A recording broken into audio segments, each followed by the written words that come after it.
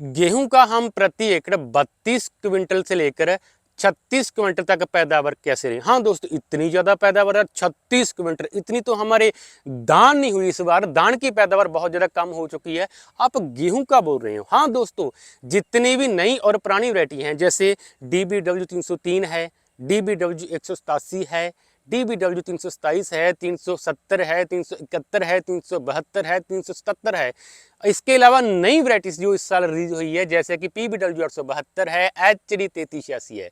इन variety का जो average yield है, औसतन यील्ड है, वो तो है 24 से 25 क्विंटल प्रति एकड़। इतना तो हमारे किसान भाई पैदावार ले रहे हैं ना, लेकिन जो इनकी ज्यादा से ज्यादा पैदावार देने की समर्था है वो है 36 क्विंटल प्रति एकड़। ये मैं नहीं बोल रहा, ये हमारी यूनिवर्सिटी से बोल रही हैं कि हमारी ये जो वैरायटीज है ना, अगर इसमें हम जैसे बोलते हैं ऐसे आप खाद डालोगे, ऐसे आप स्प्रे करोगे, इस समय आप बिजाई करोगे, तो इन की जो पैदावार है वो 36 क्विंटल प्रति एकड़ तक भी आपके खेतों में आ सकती है। ये आपके दान को भी फेल कर सकती है। सबसे पहले तो हमने ये देखना है कि हमारे इलाके में गेहूं की बिजाई की वो कौन सी तरीके है जिसमें सबसे ज्यादा पैदावार होती है। जैसे कि मेरा एरिया है, मेरे इलाके में अगर हम 1 नवंबर के बाद गेहूं की बिजाई करते हैं तो बम्पर पैदावार मिलती है।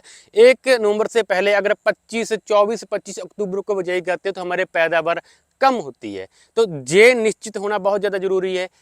दूसरा, अगर आप अपनी गेहूं की बिजाई के समय 1 गट्टा DAP का यानी कि 50 किलो DAP डालते हैं, तो इन वैरायटियों में जो ज्यादा पैदावार देती है ना वैरायटीज, उनमें आपको 1.5 गुना खाद बढ़ा देनी है। जैसे कि अगर आप 50 किलो प्रति एकड़ DAP डालते हैं तो आपको 75 किलो DAP डालनी पड़ेगी, अगर आपने अच्छी पैदावार, बम्पर पैदावार लेनी है तो। इसी प्रकार अगर आप 2 गट्टा यूरिया का डालते हैं तो आपको 3 गट्टा यूरिया डालना पड़ेगा। इसी प्रकार अगर आप पोटाश 20 kg प्रति एकड़ डालते हैं तो आपको 30 kg प्रति एकड़ डालनी पड़ेगी। मेरे कहने का मतलब, जो भी खाद, जो भी स्प्रे आप अपनी गेहूं पर करते हैं ना, वो 1.5 गुना ज्यादा करनी होगी, तभी आपको बम्पर पैदावार मिलेगी। इसके बाद अगर हम इतनी ज्यादा खाद खुराक देंगे तो हमारे गेहूं की हाइट भी बहुत ज्यादा बढ़ जाएगी, जिसकी वजह से अंत में क्या होगा, हमारी गेहूं गिर जाएगी, हमारी पैदावार फिर कम हो जाएगी। तो गिरने से बचाने के लिए यूनिवर्सिटी कह रही है कि आपको जब ये गेहूं की फसल 45 दिनों से लेकर 50 या 55 दिनों के बीच में हो, जब गेहूं में पहली गांठ बन रही हो, तब आपने एक ग्रोथ रेगुलेटर की स्प्रे करनी है। लेकिन जो मेरा तजर्बा है अपने खेतों में, जो मैंने अपने खेतों में ट्रायल लगाए हैं, तो मैंने लगातार 5 साल DBW 187 गेहूं की किस्म की बिजाई की है अकेली, साथ में कोई भी गेहूं की किस्म मिक्स नहीं की, और 5 सालों में नहीं गिरी। कारण मेरे खेतों में औले भी पड़े हैं, फिर भी ये गेहूं खड़ी रही।